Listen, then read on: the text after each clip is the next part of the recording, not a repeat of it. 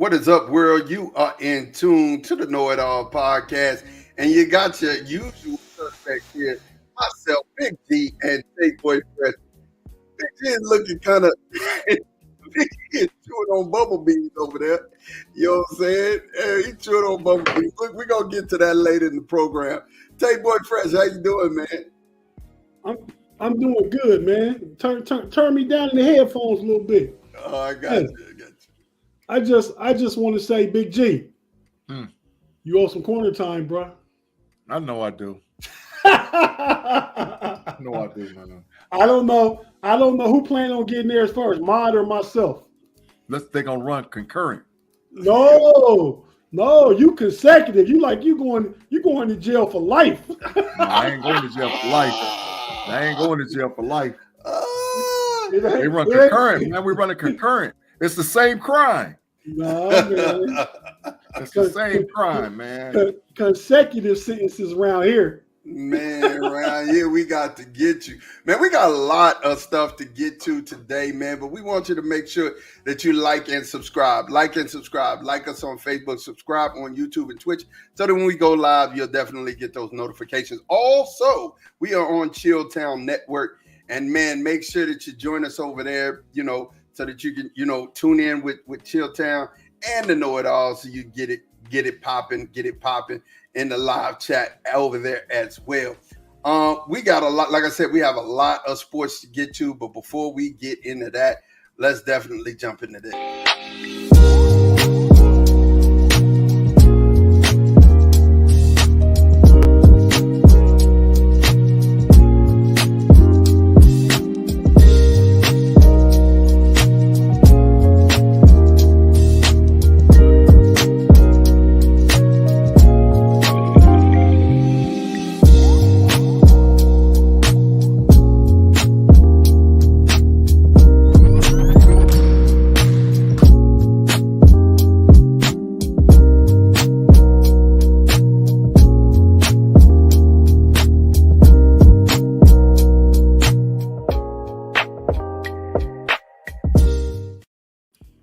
And of course, we getting it rocking, man, keeping it popping with your boys in them, man, with your boys in them. Look at here, man, we got the live chat going bananas.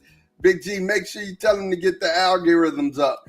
Afton, let me tell you, not only did they tell me I got a chance to see what it was that G had to wear. I'm going to tell you something, man. G's a trooper. You know what I'm saying? He's a trooper, He said what he said. He owned up to it. Thomas said, I need G to say that the Mavs are getting swept in the conference finals. Bet corner time that they go down 4-1, Thomas. 4-1. I'll do it right now. Bet. They going down 4-1. I don't care who they play. I don't care if it's Minnesota or Denver. They out of here. What is up? God. Done. Let's go. Done. 15 minutes. So, Thomas, you're going to have to come on live. Okay. I'm just making sure you know. Yeah. Thomas said he bowdy, rowdy. He believe in it. I love it, man. Look, so we're going to go ahead and get into this, man. First things first, iPapa. Now, I'm not even going to use Big Papa on this one, man. I'm just going to say, hey, G, guess what? The Mavs beat the Thunder, buddy. The Mavs beat the Thunder. It's over with. The Thunder went home. I mean, they were a really young team, and they played very valiant. Let's say that. They played very valiant, and it's cool. I'm happy on their effort. This is a team that I think is on the up and up, and I would love to see them add Kevin Durant in the offseason. I think that'd be a great move. But get this, though. They gone fishing, man. They gone to Cancun. Tell me what you think about that series. Talk to me, man. Oh, big fine already. A fine. You got the big fine already? You got the fine. I got it, man. Nah, but it was just a matter of time, man. OKC had a great season. Great team. Great young team. I mean, they could use another piece. That what G saying about Kevin Durant would be a great piece. I could even see it because I'm speaking for my Cavs because we could get off some people. Jared Allen would be a good fit for them too. So Josh Giddey can play a lot of help side defense. be a forward that can also shoot, and you got a big man down there guarding the paint. But Ed can score in the post. But they had a great season. I like Shea as a beast.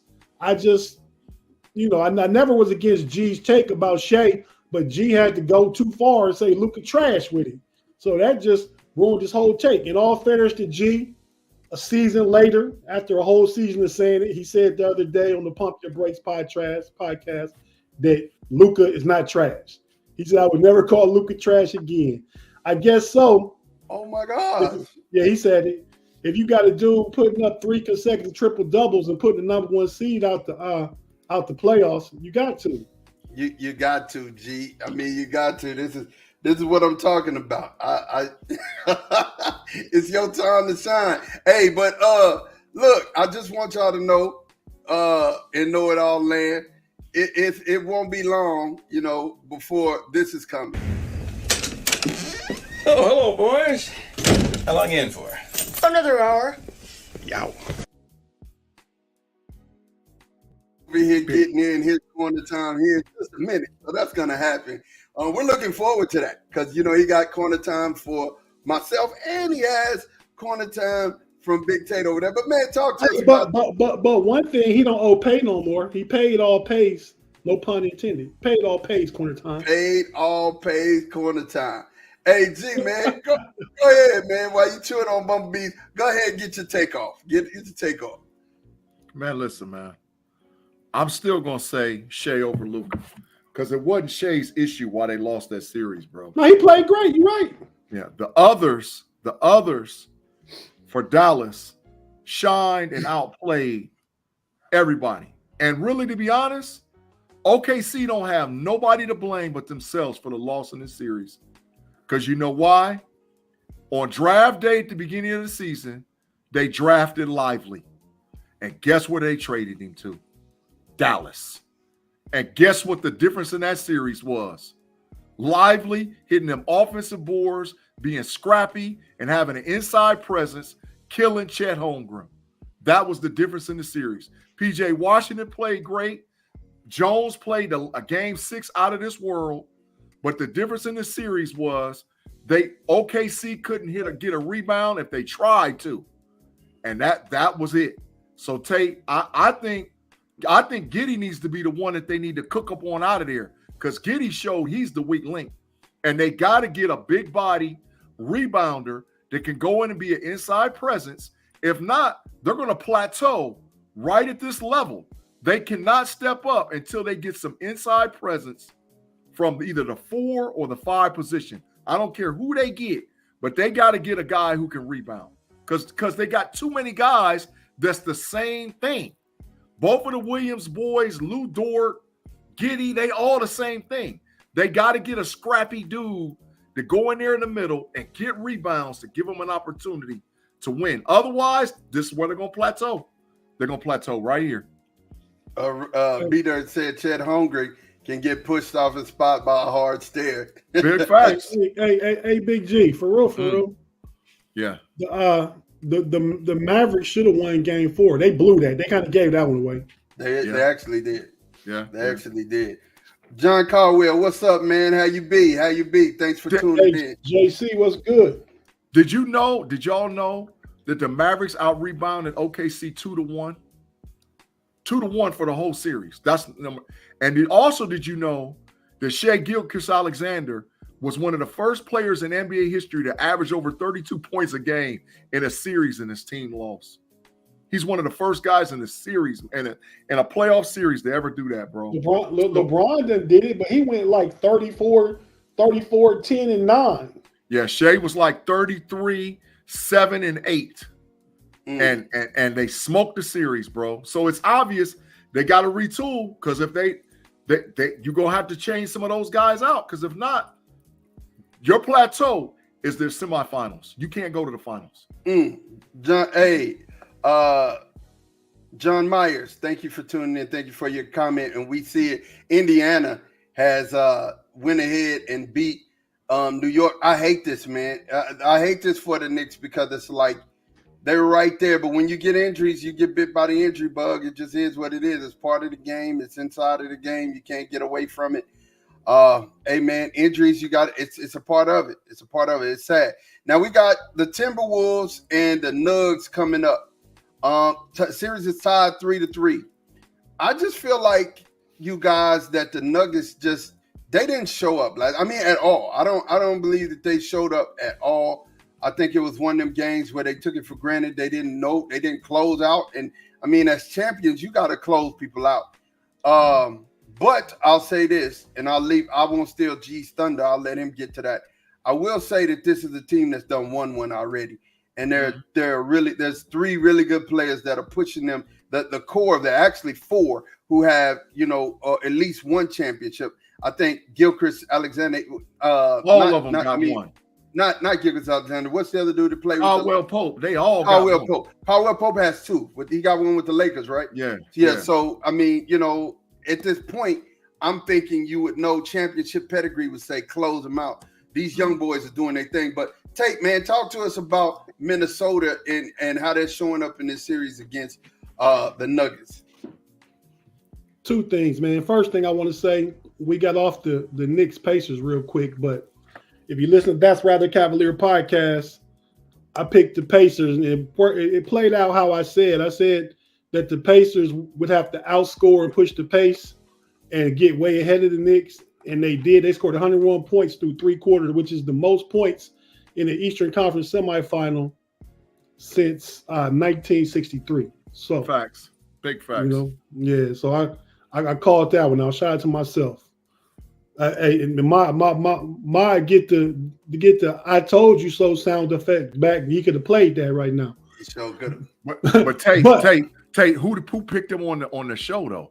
I picked Indiana to win the series. You picked Indiana, and you did pick them, and they won. But I think it's because the Knicks had all them injuries, though. When you picked them, you couldn't have thought the Knicks would have all them injuries. But I did also tell you it was going to be a rough series. I said that's the one I'm looking forward to seeing the most when it starts. Tim. Yeah. But yeah, go ahead, Tate. So regarding this Minnesota and Denver, it's like anything, man. In football, in baseball, and sports in general, man. Styles make fights, right? Facts. Obviously in boxing. And the first 2 games, they played the Timberwolves style. Timberwolves got out there and got gritty and grimy, played defense full court, had Jamal Murray throwing temper tantrums, only scoring 8 points in one of the games. And in game 3 and 4, I guess even 5, Denver went to Minnesota and picked up the pace. Played clean, played the offense, set picks, got a big game from Aaron Gordon. Jamal Murray got back on track. And Joker always going to do what he do. So don't even try and stop Joker. Stop everybody else if you Minnesota. That's what you do. Don't even try and put no resources towards stopping Joker. Let the defensive player of the year keep getting torched. And y'all take care of everybody else. He's getting hammered. But go ahead. And then in game 6, it was back to Minnesota style. You know what I mean? They got it out the mud again from go. And now tonight, game 7, it's all contingent upon what style you think is going to play out. Is it going to be Denver executing well, Jamal Murray hitting shots, Aaron Gordon doing his thing, Porter hitting shots, Caldwell Pope hitting the occasional clutch shot, and Joker still going to do what he did. Every game of the series, he's going to do what he did. But it come down to what style you think going to play out. It's just been a great series. Even though it's been several blowouts in the series, it's been a great series. I think so too. Big G, talk to me, man. I know I said at the very beginning of the playoff series, and then when everything jumped off, I said the winner of the Minnesota Timberwolves and the Denver Nuggets will win the championship. And I'm still sticking to that story. I believe wholeheartedly the championship pedigree for this NBA season is in that series. And that's why it went 7. Every game that there's not really been a close competitive game, in my opinion, they all sort of been blowouts. And Tate, you're absolutely right with the take of let Joker do what he got to do, and you stop everybody else.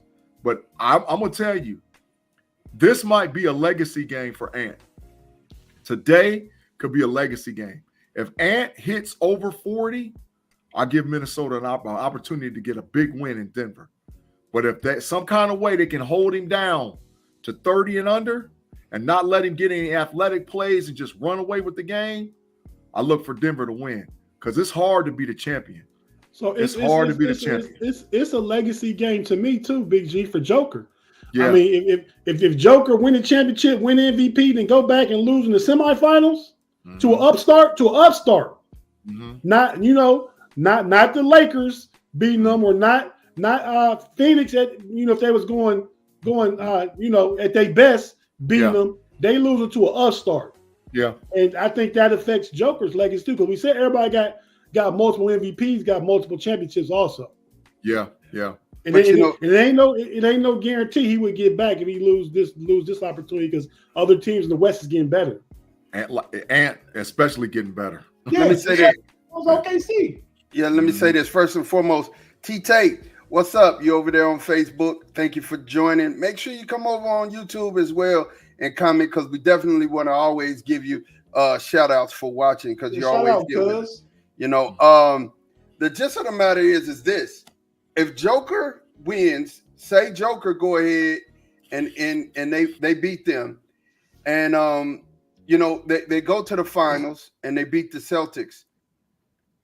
Where's Joker at on your top five? I mean, he's got to be inside of your top 10 at that point, right? If two championships, 3 MVPs, 2 finals MVPs. He's a top 10 player. He needs to be inside of your top 10 at that point. But where you guys putting him? Let's talk about that. What if Joker? If this wasn't for everybody be drunk, so we're playing the speculative game. But let's talk this through. If Joker wins this series, goes and I mean like dominates this last game, goes to the finals, they win the finals this year. Where do we rank Joker at? Let's talk. Where do we rank Joker? I'm gonna take it. Where do we rank Joker at? Joker is a beast, man. So you saying if he wins tonight, gets out the West and wins again, another championship. Yep, wins another chip. Ooh, that resume says top 10. Mm-hmm. But the resume, but I don't know player for player that I'm putting him in the top 10 necessarily. I don't have him above Shaq.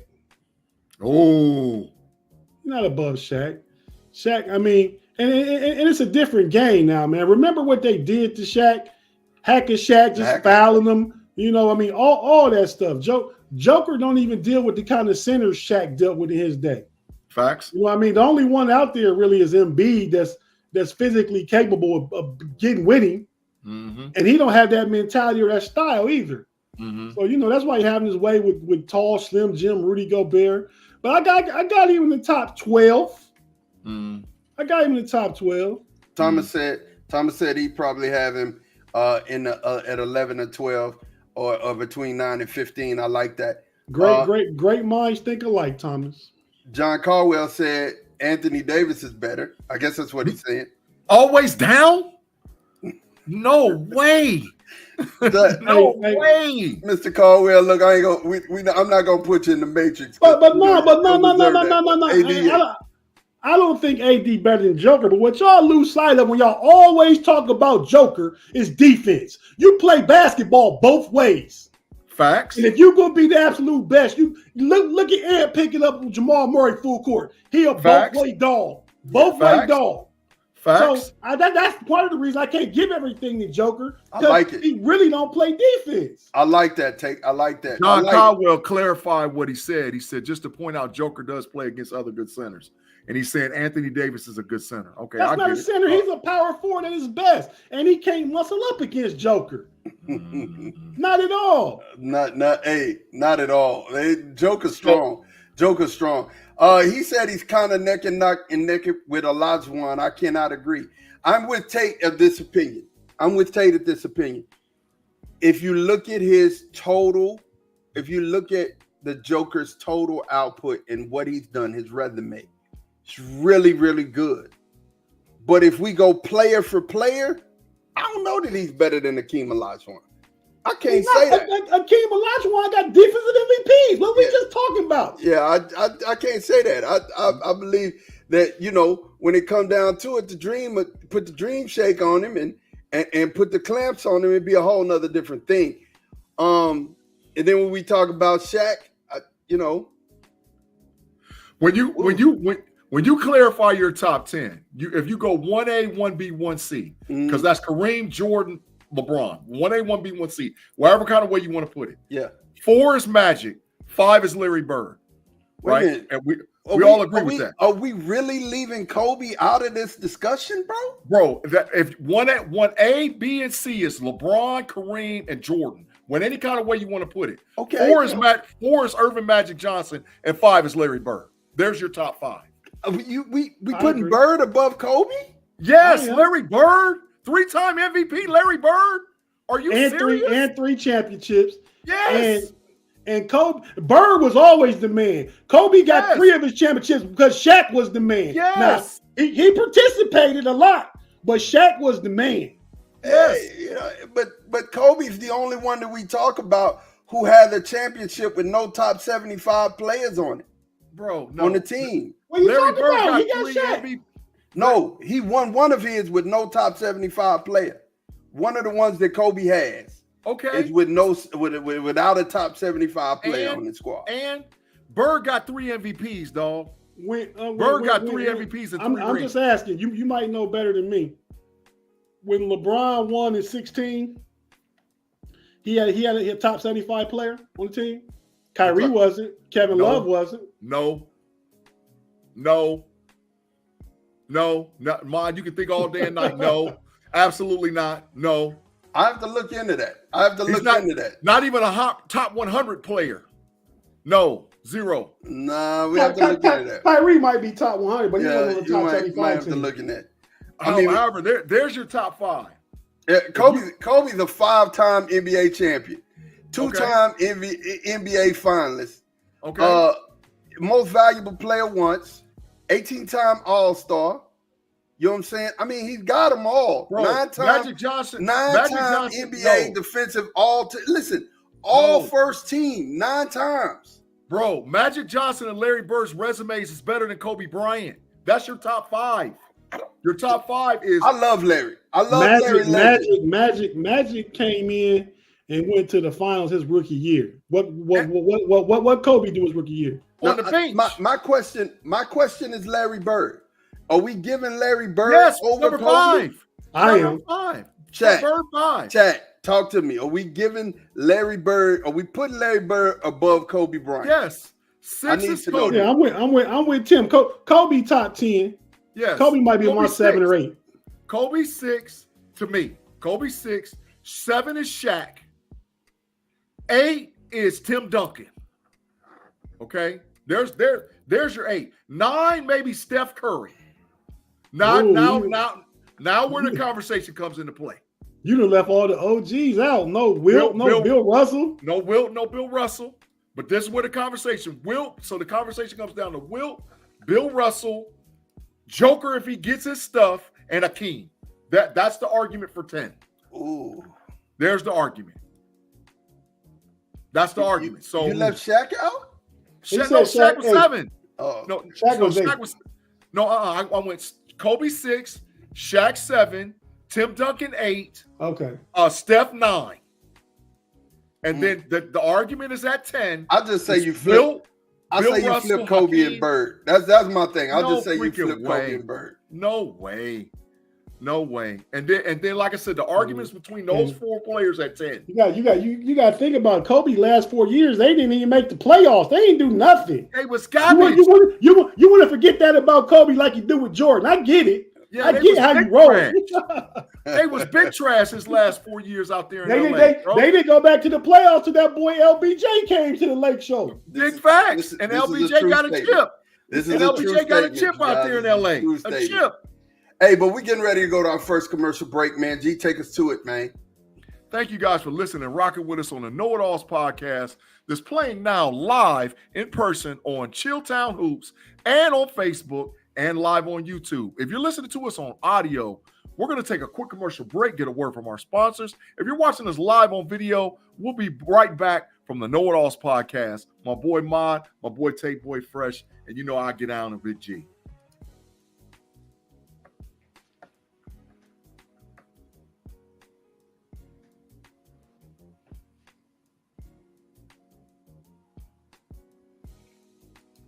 And we are back, you guys. We are back, man. I mean, it's a spirited conversation around here, and I love Larry Legend. Larry Legend, he's the legend. You know what I'm saying? I absolutely love him. And you know what? Joker is the closest thing to Larry Bird. The closest thing to Larry Bird you've never seen is Joker. The closest thing. That's a popular take I was on a year ago, but I agree with Big G. And the separation, you got to think about it. Joker got 3 MVPs. Bird got 3 MVPs. Bird got 3 chips. That's right. He got 3 chips. Yeah. Bird got 3 chips. Magic went to the finals 9 times. That's right.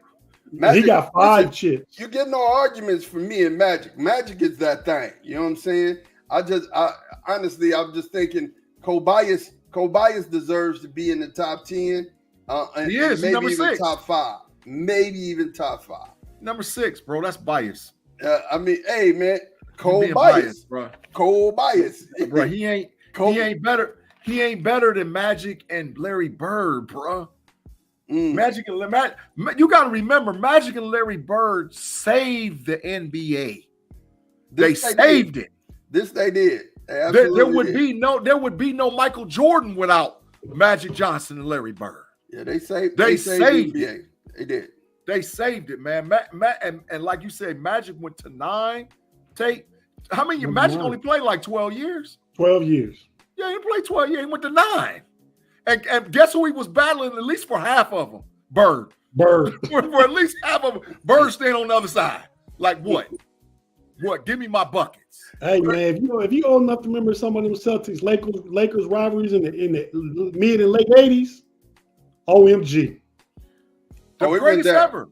The greatest rivalry in NBA history was the 80s Celtics versus the 80s Lakers.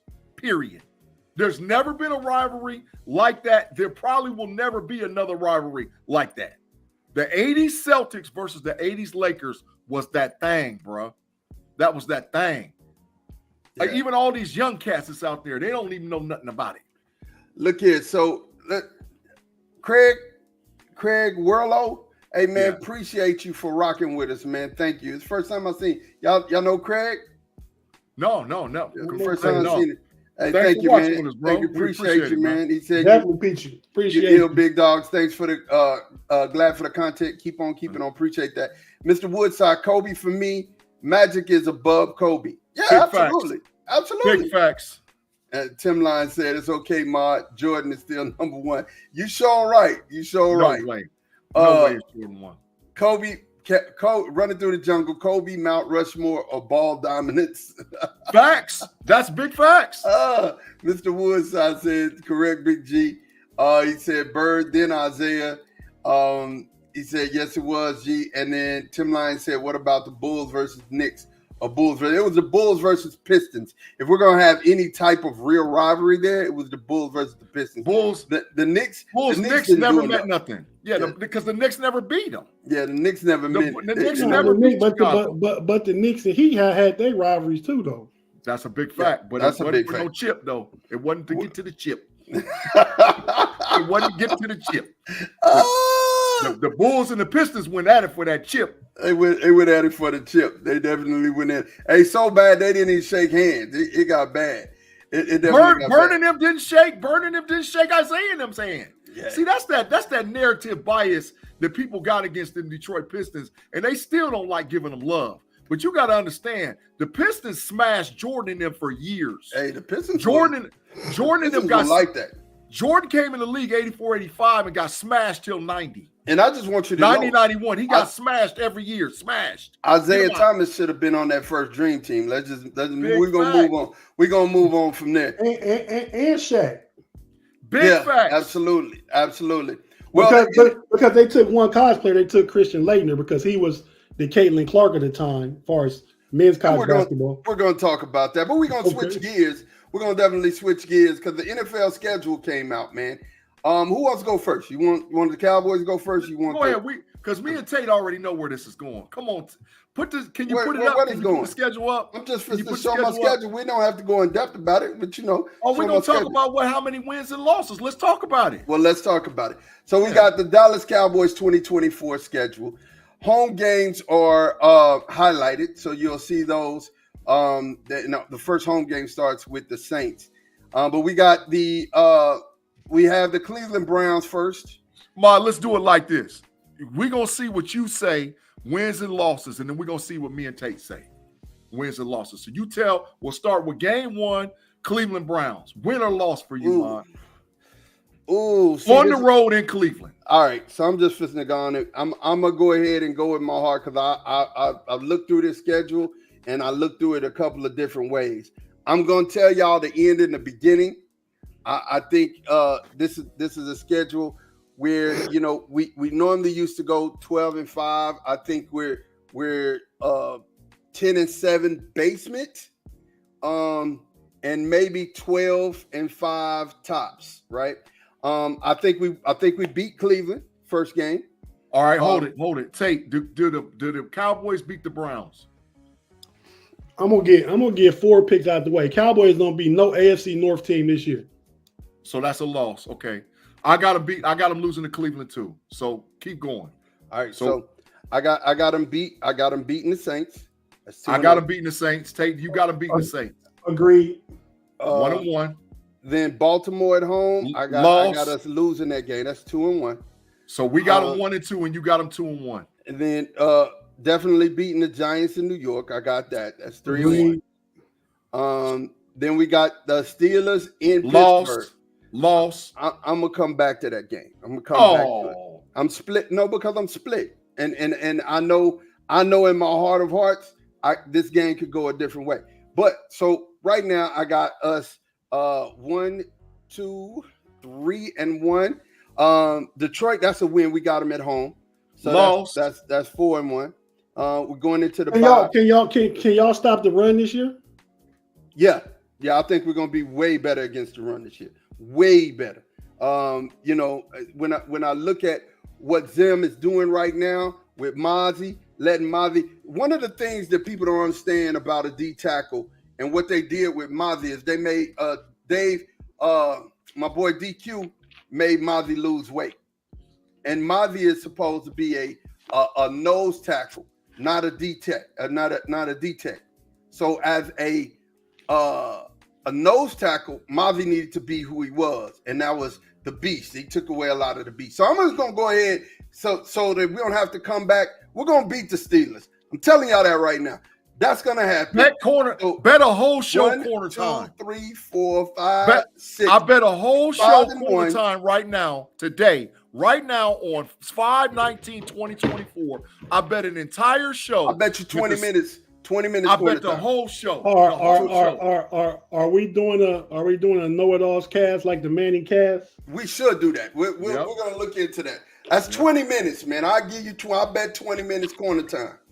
And you bet now. I'm telling you, I'm gonna win. When you lose, I'm gonna have some real specific things. I'm gonna buy you a jersey, and you're gonna have to wear it. So when you turn around, you're gonna have the jersey on the name of the person I picked on the back. Okay. You're gonna do it, right?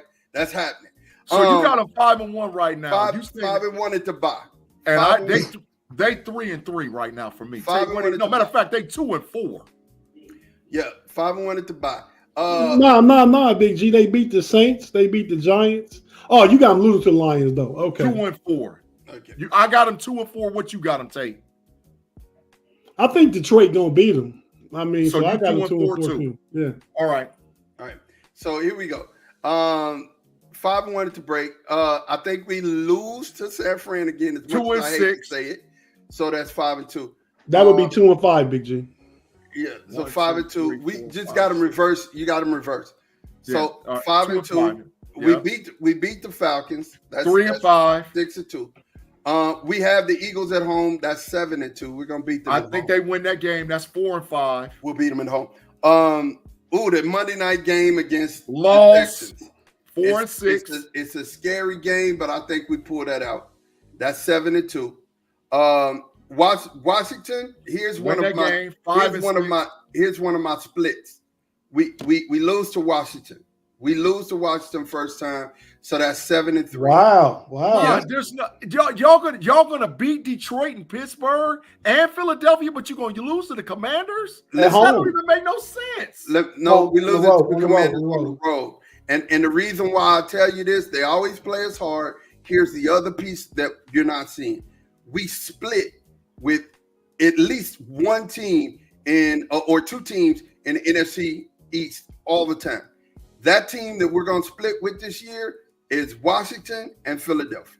All right, but anyway, I got them 5 and 6 right now. We're 7-3. We have New York at home. We're gonna pop the boys at home. We popping them at home. So that's 8-3. The Bengals at home. Loss. Nah, that's 9. That's 9. We're beating them. We're not gonna lose too many games at home, bro. 9-3. Letting you know that. The Panthers, there's our 10th win, right? That's our 10th win. They'll be 7-7 right there. I think we pop Tampa Bay at home. That's 8-7. I think we lose in Philly. That's 9-8. And then I think we win again. So again, 12-5 is my ceiling. 1, 2, 3, 4, 5, 6, 7. I got them losing 8 games. I got them 9-8. 9-8. They lose to Cleveland, Baltimore, Pittsburgh, Detroit, San Francisco, Houston, Cincinnati, and the second game against the Eagles.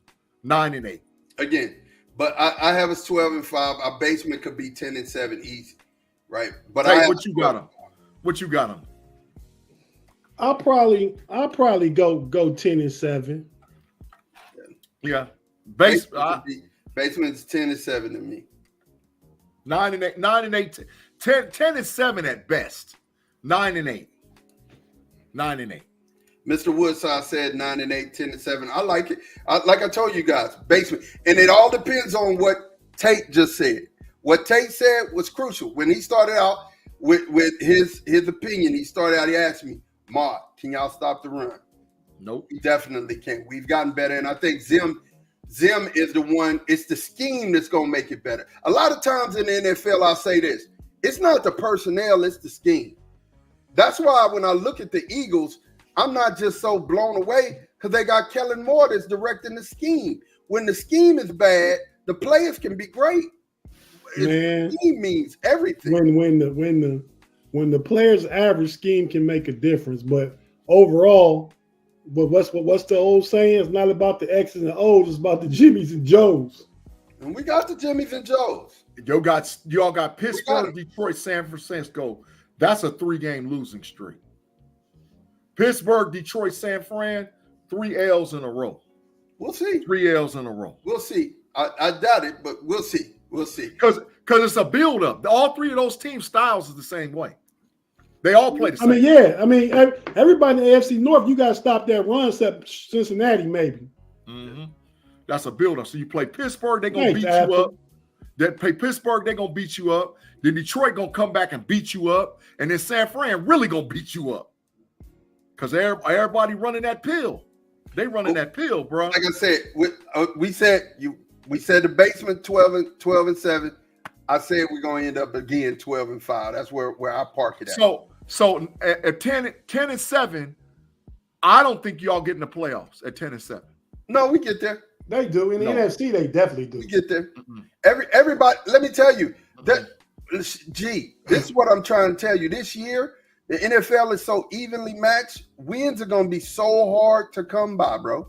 San Fran, Rams, Detroit, Green Bay, Tampa Bay, Philadelphia.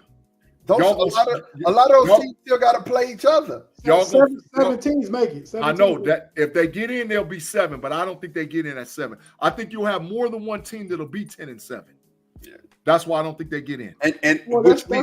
That's why Dallas important games is their NFC games. Yeah, correct. And we're gonna be all right. We're gonna be all right.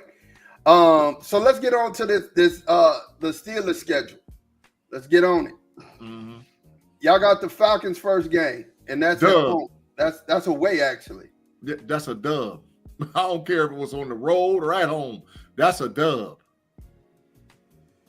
Tate, no, he gonna agree. He gonna say it's a dub. I mean, we start 4-0. Oh yeah, right off the rip. 1, 2, 3, 4. Give us the 4. Matter of fact, we start 5-0.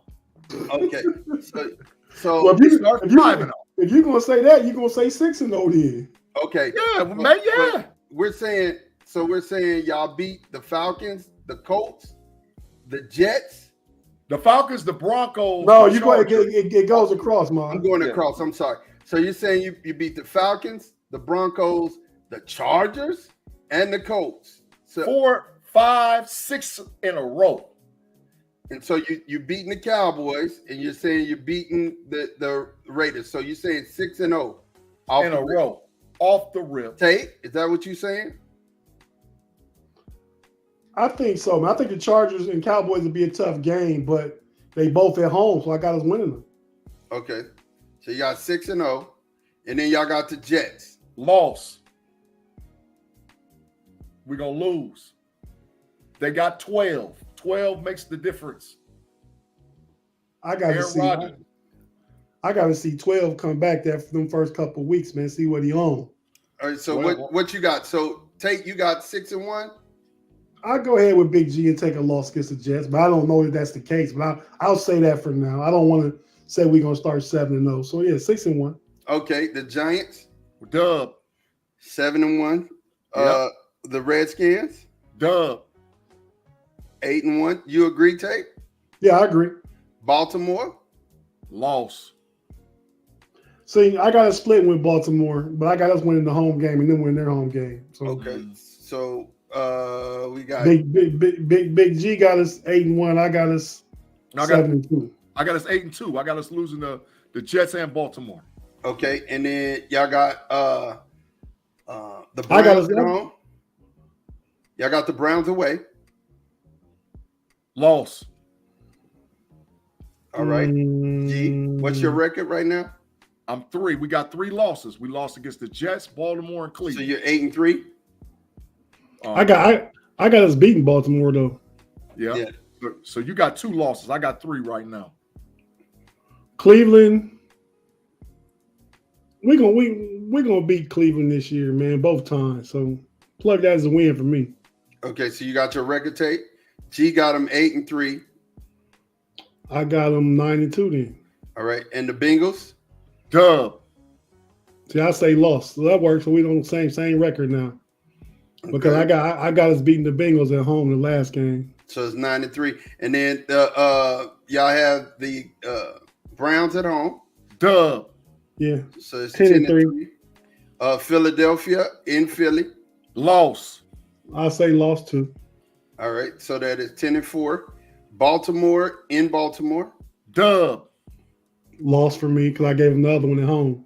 So G got him at 11-3, and you got him at no. G got to have him at 11-4. I got 4. You got 11-4, and you got him at 10-5. 10-5. All right, Kansas City at home. Loss. We gonna get that. Pittsburgh always stepping for big games. We the only show on TV. That's a win. We're gonna take Mahomes out of here. All right. And then the last one is the Bengals, and who y'all got winning that game? And I got a dub. So G, where do you got your record at? 12-5. 12-5. Tate. I got the Bengals losing that one too. So we 12. I got 12-5 too. Okay. So I got y'all got 12-5 both. I have the Falcons, that's a win. The Broncos, that's a win. 2. I think y'all lose to the Chargers. That is going to be your first loss of 2-1. I think y'all lose to the Colts. So y'all be 2-2. Why you think we lose to the Colts? Anthony Richardson's going to be hot. He's going to have a hot hand. You watch what I tell you. The Colts are going to be one of those teams that nobody expects to win this year, but they're going to win, man. I got 15 minutes. I got 15 more minutes corner time on the Colts Steeler game. Come on with it. The league got 4 games film on Anthony Richardson. I think you expect a little too much. He never did nothing in college. He's super talented as far as his ability to run, how strong his arm is, but he never do nothing in college. He only played 4 pro games. Up to this point, it'll be 7. He goes down. He's a less accurate Lamar Jackson. And the Steelers have absolutely no problem with Lamar Jackson. Okay, so we got I got y'all. Wait. So you said okay. The Steelers are 7 of their last 8 against Baltimore. We're 7-1 against Baltimore last 8. Okay, but I'm finna finish. Let me finish because y'all said y'all got y'all out the way, and I'm just finna finish mine. So right now I have y'all at 2-2. Y'all lose to the Cowboys. That's 2-3. Then y'all beat the Raiders. That's 3-3. Y'all beat the Jets. That's 4-3. Y'all beat the Giants. That's 5-3. Then y'all have a bye. Then definitely we have the Washington. Y'all beat them. That's 6-3. Baltimore, I think y'all split with this year. So, and I think again y'all win the home game. That's 7-3. The Browns, I think y'all beat them the first time. That's 8-3. Then the Bengals, I think the Bengals will get y'all. So that'll be 8-4. Then of course y'all got the Browns at home. I think the Browns win that one. So I said y'all split. So that'd be 8-5. I think y'all will beat Philly. That'll be 9-5. Y'all split with Baltimore. So that is I picked y'all to win that one. So that'd be 9-6. Mahomes, I gotta agree with G. Y'all do step up, and now here's my big if. No, I'm not even gonna talk about that. You're agreeing with Tate. I think my homeboy gonna beat us. I think so. Again, 10-6 here, and then y'all lose that last one. Be 10-7. I got y'all at 10-7. No. I got y'all at 10-7, no. And that's the basement. 11-5 would be y'all high for me. 11-6, you mean? 11-6. 11-6. Yeah, 11-6 would be your high for me. But like I said, that's what it is. Tim Lyons said Richardson's had a completion percentage in the 40s in college. He's not that good unless he got better. I hear y'all. Mr. Woodside says they're going to finish. Indianapolis going to finish third in their division. He said the Colts have a lot of weapons. Absolutely, I agree. Afton, we agree. I think 11-6 is your ceiling. I think 10-7 is your floor. You're absolutely right there. She said also the question is, can Anthony Richardson stay healthy? That's the question. He stays healthy, he's gonna torch the league. Get this. He has Jonathan. What makes you think he's gonna torch the? What has he done to prove he's gonna torch the league? It's not just that. He got Jonathan Taylor back, so they have a bona fide running game, right? He has a passing attack, and then Lord forbid he start using his feet. The man is a good quarterback. I mean, I believe in him. Are they better? Are they better than Jacksonville? Are they better than Jacksonville? Yes. Or are they better than Houston? No, they're not. They're not better than either one of those teams. They're not better than Houston or Jacksonville. Not better than Houston, but they're better than Jacksonville. No, they're not. Yeah, they are. Yeah, they are. I mean, listen. Here's what you don't understand. They got Jonathan Taylor, a healthy running game, and then a short passing game, and he's gonna beat you over the top every now and then. Them boys, he got speed on the outside. So Anthony Richardson is better than Trevor Lawrence? No, stop it. He's not better than Trevor Lawrence, man. He was. I'm just gonna say it like this. He was 59% completion percentage, 3 touchdowns, 1 interception, 577 passing, 136 rushing. Exactly. And how many games? 4 games. I believe it was 4. Wow. Give him double that sample size. Triple that sample size, G. Triple that. Mine. He's not better than Trevor Lawrence, and he's not better than CJ Stroud. All right.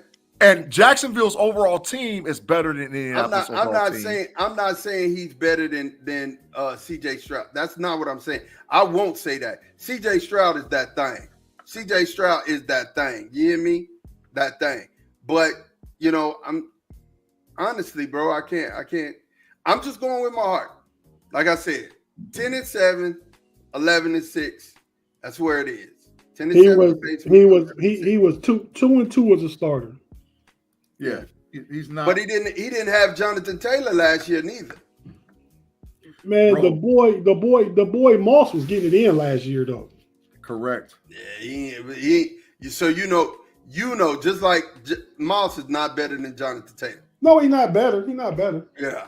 Anthony Richardson has to show me that he can throw for 300 yards in a football game, which he never did his entire time at the University of Florida. He'll do it. He never threw for 300 yards. He got some dogs. He got Pittman, and he got Pittman, and he got Adnan Mitchell. If he got some dogs. If he throws for 300, see, that's that bias with Adnan, bro. If he throws for 300 for consecutive games in a row, then I'll be like, yeah. But right now, no, bro. He's all he is a step down version of Lamar Jackson.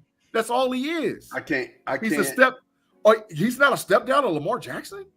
No, I'm not saying he's Lamar Jackson by far, but I don't think he's a Lamar Jackson type quarterback.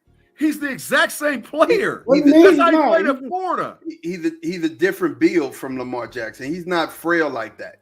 If I made a comparison, I compare him more to Cam Newton than I would Lamar Jackson. No way. Absolutely. He's big. He's not seen him play. He is bigger. Play in Florida. He is way bigger than Lamar Jackson. His body type reminds me of Cam Newton. He ain't quite big as Cam either, though. He ain't quite big as Cam either. Yeah. All his time at Florida, he played just like Lamar. Except he's not accurate. He can't throw that pill, bro. Not for real. He's an athlete. He's a super athlete actually playing quarterback. But he can't throw that pill. And in the NFL, if you can't throw, you out of here. You know what, chat? I done heard enough. You know what time it is for me? Oh, hello, boys. How long you in for? Another hour. Yow. It's time for corner time. I can't wait till when I got the control. Because you're going to be in there, buddy. I ain't even going to wait. You going in right off the bat. Right off the bat. You know while I'm in the corner time, make sure you check the back of my hat and talk about that with your trash braids. See what time it is. Chat, we got it. We got him in corner time. You know, one of us is doing their own thing. You know what I'm saying? One of these kids is not wanting to say, "How you doing there, Tate?" You know what I'm saying? We finally getting our corner time from Big G. I love it. I love it. How long you got? He got 15 minutes, man. He in there. No, he got 20 actually. All right. So we at the 57-minute mark, 53-minute mark. Yeah, so we get to come back in. We're getting 18. For 6:18, he'd come back. No, if he got 20 minutes, come back at 6:13.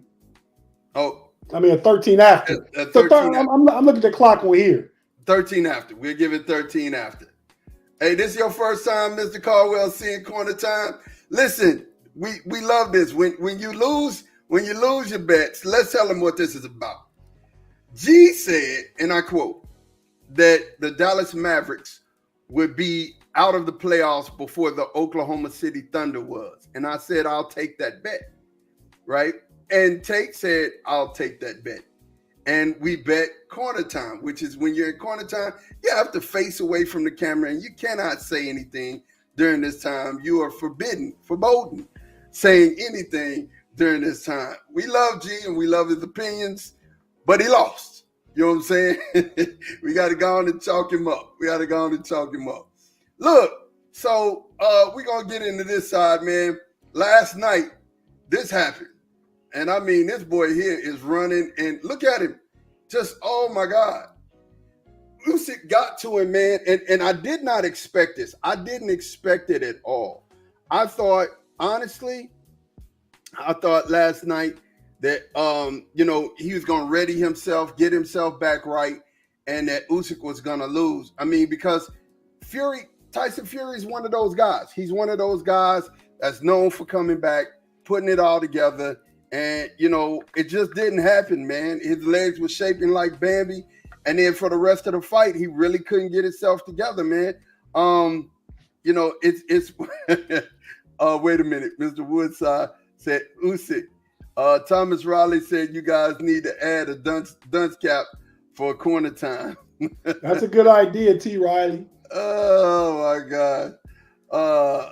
He said I was with you, G. Disappointed in OKC. Had him in 6 or 7. And Claude Bishop said Big G is paying his corner time in back-to-back. Yes, he has to. Back-to-back shows, Claude. Friday night, and the homies, he had to wear the Dallas Mavericks ski mask. Hey, you can't. Matter of fact, I'm not posting your comment because you can't say anything right now. He said we add merch from the teams and some other teams for catching certain. But yes, we do. Like, you know, the one he's gonna lose, he's gonna have to wear a Dallas Cowboy jersey. Definitely gonna have to put that on. He's gonna have to go on and run out there to the store, grab him one, or shoot me some bread because he's gonna have to get it because he's gonna have to wear a Cowboys jersey on the show after we beat him.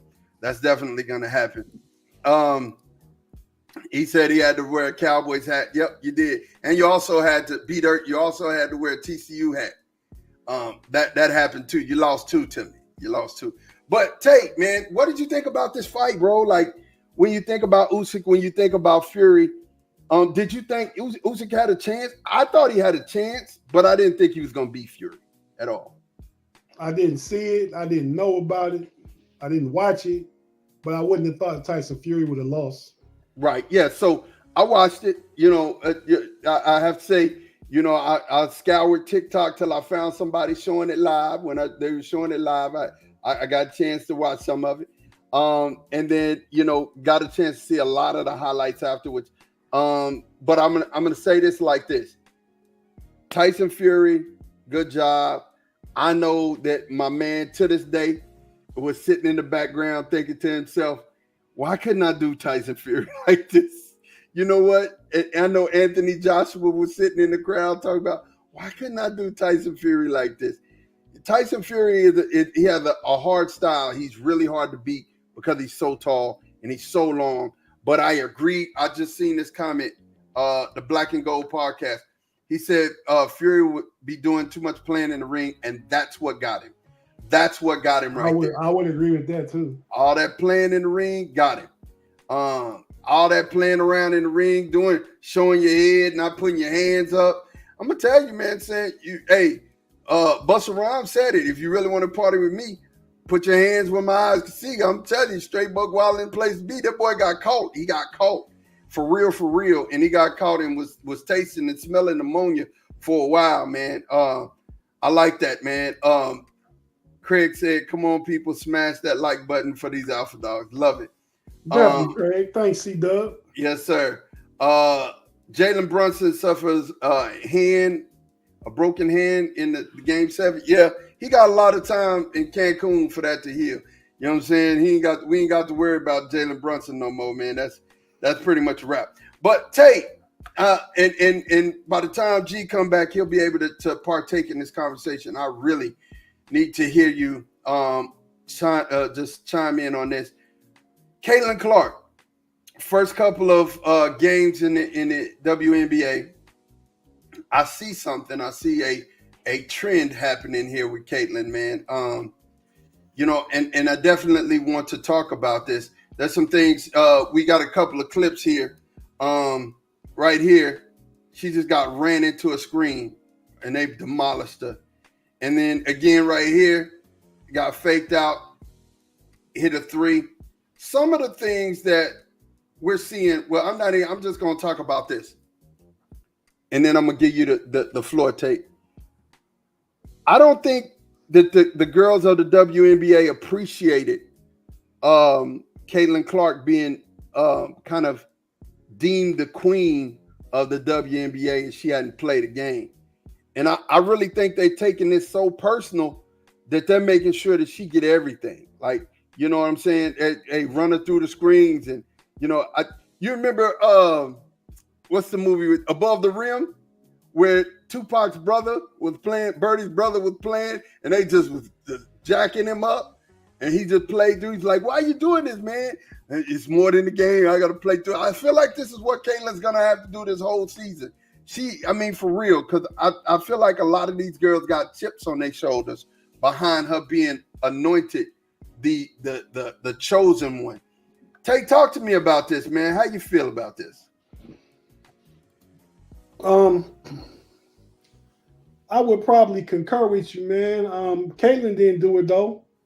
The media did it. The people did it. The fans did it. These professional players. This not the Big Ten.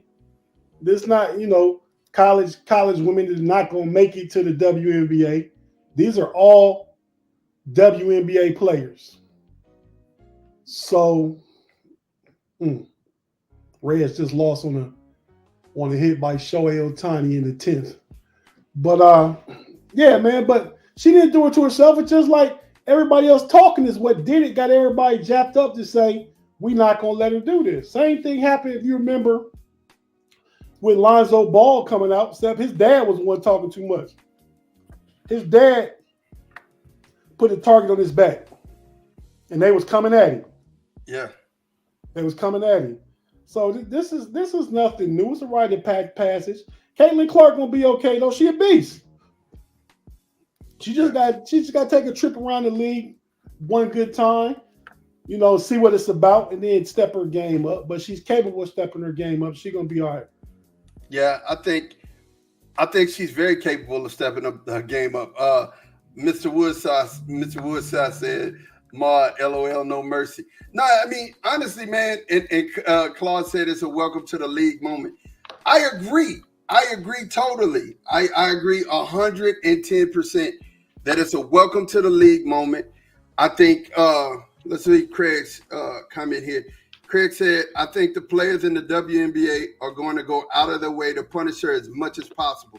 She came in on a major hype train, not from her, but from the media. Absolutely. And that's what Tate just said.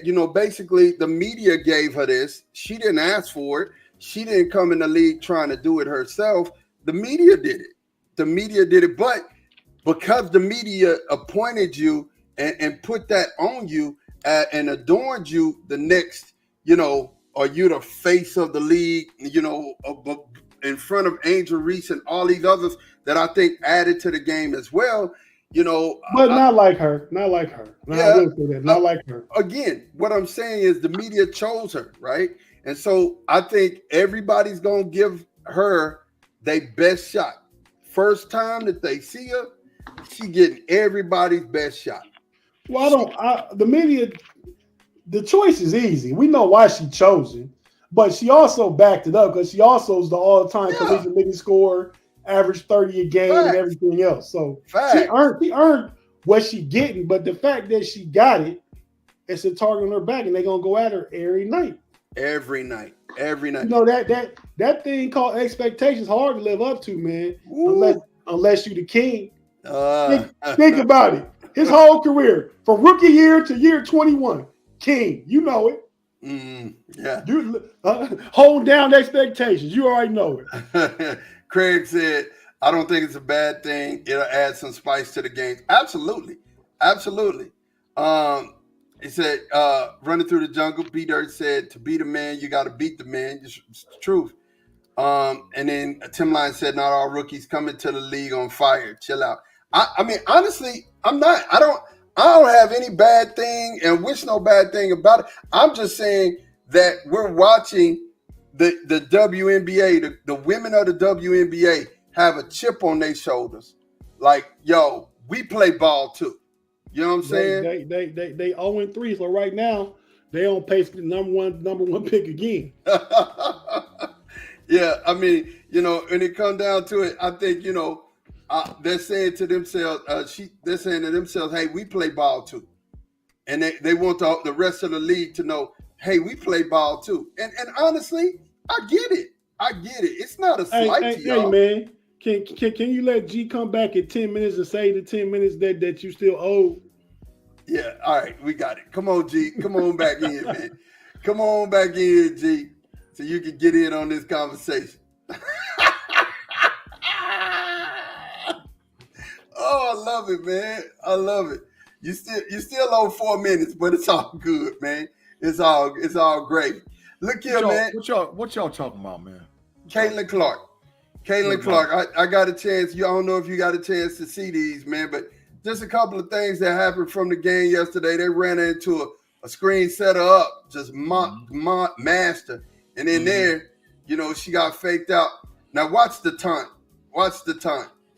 Wow. So my point was, as I said to Tate, that the rest of the league is like, hey man, we ball too. We play basketball too. You're not coming in here saving nothing. But the media put all of this, the key in everybody back. And I think that she will be better towards the end of the season. I think she's probably going to be who she is. She's going to be Shimothy at the end of the year. But right now, she's taking some L's. How you feel about this, G? Caitlin Clark is the most overhyped player to ever enter professional sports ever. She is the definition. When you look up the definition of overhyped in the dictionary, Caitlin Clark's picture is going to be right there.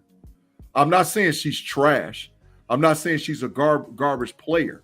But what I'm saying is they hyped her entirely too much. And the reason I feel like they hyped her entirely too much is a bunch of different things. But one of the main things is that when you have a player that has expectations that comes into a professional league and they dominate early and often, it's because they physically are bigger, stronger, and faster than everybody else that they play up against. The three biggest players that were hyped, in my opinion, that ever came into basketball, men's or women's, is Irvin Magic Johnson, LeBron James, and Victor Wembanyama. Irvin Magic Johnson was a 6'8", 6'9" point guard. The NBA had never seen that ever, and they had no answer for Irvin Magic Johnson. LeBron James was the chosen one from 14 years old. There's footage out there right now surfacing where LeBron James played pickup games against Michael Jordan at 14 and was mashing him at 14. It's out there. Go look for it. And he came in the league first year right off the bat, 20-some points a game. They had nothing for him, and they still ain't got nothing for him.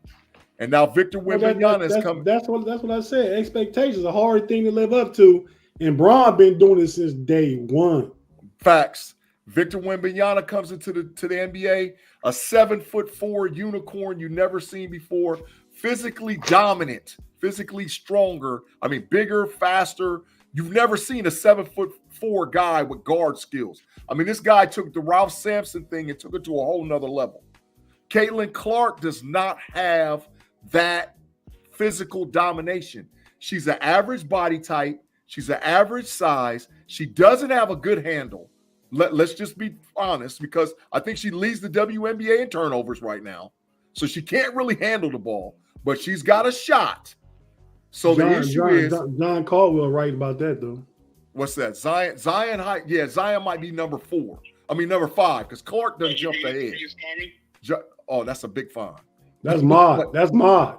Yeah, that was an accident. There ain't no accidents on the That's fine. So anyway, she's super hyped. And by her being super hyped, this is a humbling moment. We're going to see what type of character Caitlin Clark has moving forward. Because if you're really what they say you are, you're going to do whatever you got to do to get better. That's Steph was hyped. Tate, me and you talked about it. Steph got in that laboratory, and it was curtains for the leagues after he got in that laboratory. So will Caitlin Clark get in the lab and do what she need to do? We're going to find out.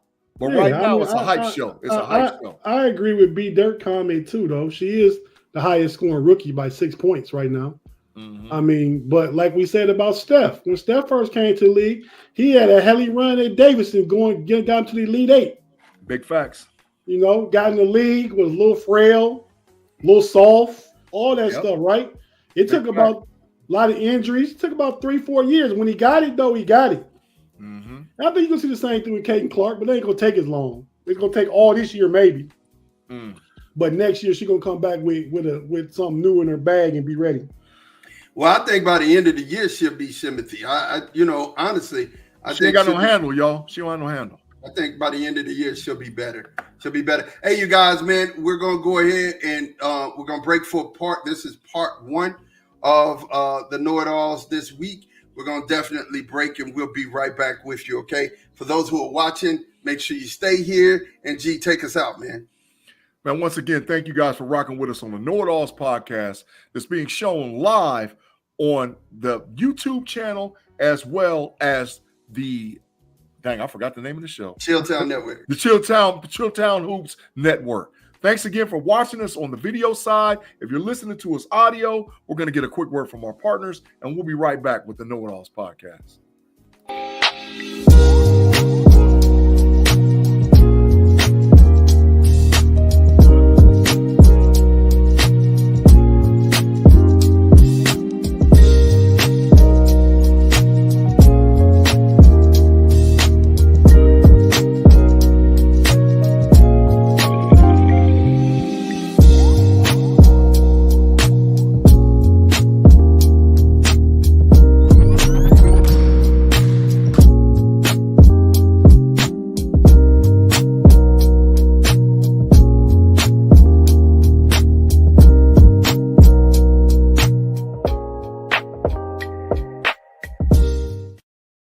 And we are back. We are here. We're ready to finish.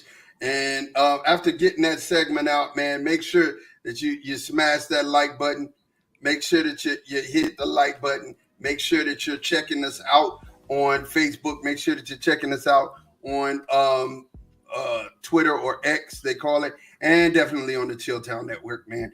Look, so we finished with the Caitlin Clark thing here, man, and we're going to switch gears, man, because, you know, G has been ready for this for some odd reason. You know, he's feeling himself.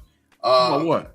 Major League Baseball standings. Somebody's happy right now. Somebody is happy, you know. Again, his Phillies are 34-14. That's the reason for him being happy. My Braves are 26-15. We're only 4 games back. That's 4.5. Let's be clear. Well, let's be perfectly clear. 4.5 games back. 4.5 games back. Yeah, I mean, it's really nothing right now. It's really nothing.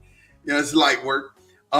Definitely, we got the Reds right now, 19-28. What is going on?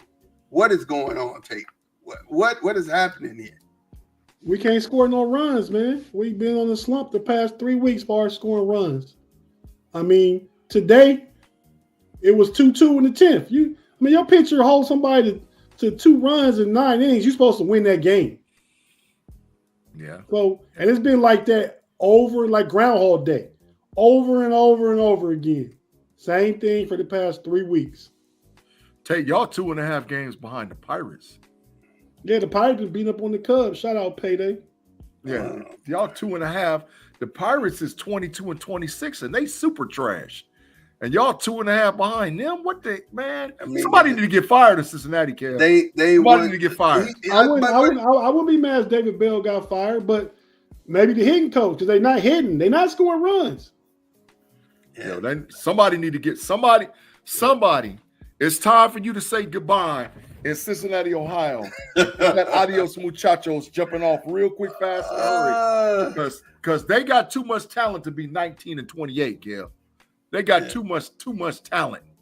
Yeah, I agree. Claude and I watch every game. I know you're dedicated. I know. Claude said, watch them out, man. Listen, the Pirates is trash. What do you mean? Watch my mouth. They garbage. They 22-26. What is you talking about? They started the season off 10-2. They've been big trash ever since. Yeah, they started off like 10-2, and now they 22-26. They garbage. Big trash. The Yanks are 33-15. I think they're kind of tied with y'all for the best record. Let's see. No, y'all are 34-14. You know the Yanks got the best record. 33-15. They're right up there, though. They're right up there. The Orioles are still doing they working their magic, 29-15. They're doing something that the Tate said his team's not doing, and that's hitting. They're hitting. But what about the Cleveland Guardians, man? What y'all don't love y'all hometown state, y'all hometown team? That's my American League team, but you know, my grandfather was a Red fan, so the Reds is first in my book. But yeah, I like the Guardians. 30-17, man. They're actually playing. They're out there playing this year. They want something. The Royals have got a new manager too. Yeah, the Royals are making a comeback, man, and push 29-19. They're bringing it back, man. I see it. And then the Rangers, of course, 24-24, last year's champs. They're breaking even, man. The Strolls are 21-26. Wow. Man, I mean, I'd say we're getting close to midway. So we need for y'all boys to pick it up, man. We need for y'all boys to pick it up. Mr. Woodside said, on a major side, worst thing is we all knew it was going to happen, but we were all in denial on the Pirates. Yeah, they garbage. And Claude said, gee, you're going to be wrong again with that 50 wins tape. Claude, I might listen. The only reason I'm gonna be wrong is because they started off 10-2, but because they're gonna be real close to about that 55-60. They're gonna be real close. They're gonna lose 100 games. Is that what you're saying? 100. Book it. Book it. 100 in the chamber, bro. They garbage. Craig said, I watched the Pirates by my liquor cabinet. Only way to watch them, big trash. He already know they big trash. Claude the only one. Claude the only one that's in denial. He knows the Pirates is horrible. After said Pirates had an easy opening schedule. To be honest, they can't beat good teams. And then Claude Bishop said, facts, Mr. Woodside. Listen, man. I mean, I ain't gonna lie to you, bro. Oh no, wait a minute. He said, we were saying to bet over 77.5. Now that money was not well spent. That money is cooked. That money is cooked, bro. They ain't gonna see no part of no 77. I'm telling you, they garbage, man. It's over, man. It's over for them, bro. It's over. They straight cooked. But that's what I'm saying. Why the Reds need to fire somebody. Because there's no way in God's green earth that the Reds should be sitting behind them. That ain't right. Something wrong. Yeah, so, hey, man, transitioning real quick before we get to our parting shots. Bro, oh, my gosh. EA Sports. We finally got a new college football game. Look, man, I got to tell you, I love it. I love it. I'm mad right now, though. I'm a little bit upset. Because I ain't upgraded my console in years. Listen, I got an iPhone 13. Before that, I had an iPhone 8. I don't really upgrade my devices that often. I like paying for something one time. And let's just say I'm frugal. I like paying for something one time and then keeping that for a long time. But in order for me to play, I'm going to have to upgrade my game system. And I'm really hurt. Really hurt. See, that's the advantage when you have young people that live in your house. Because right now, I got upstairs, I got 2 P5s and 2 PCs, and they already. But they don't pay. It won't be available on PC. It won't. They already been all ordered. On fives, you can order. Yeah. So the pre-orders went up. Pre-orders went up the other day. Man, let's talk about the hype of the game. Tate, are you gonna play it all? No, I ain't played no video games since Madden 2004. Man, it's been 20 years since I played anything like that. Time to get back on the sticks, Tate. I got to get on the sticks. I can't let this one you go. back on the sticks, Tate. Nah, man, it wastes too much of my time, man. I just spent a lot of time back in them days. Oh yeah, it's definitely a time. You lose, you want to get next, you got to wait. Yeah. I stopped a long time. My brother used to wreck me too, so yeah. But you got it at the house now, bro, and you can play online. You ain't got to wait for nobody. Now technology done upgraded, bro. Ain't no waiting. You just jump in another room, bro. Go get you a dub somewhere out there. Tate, you got to get in the streets, Tate. It's time to get in the streets. Hey, look, I ain't gonna. It's definitely a time vortex. I mean, for real, it's a time vortex. Tim Lyons, I got you, man. Look, I just haven't played in a while, and I haven't upgraded my Madden. So, but I got you. And look, listen. I just want you to know I'm a gamer. I don't lose much. So that don't even matter. I don't care nothing about what you're talking about. I want Tate to get the upgrade just so he can be over there in Maryland, and I'm here in Ohio, and I can beat him down, and then we could come live on the show and be like, I smashed him. He ain't got no room to talk about nothing. Oh, That's the main reason why I want him to get on the sticks. Austin Zart, what's going on, man? How you doing, man? Definitely.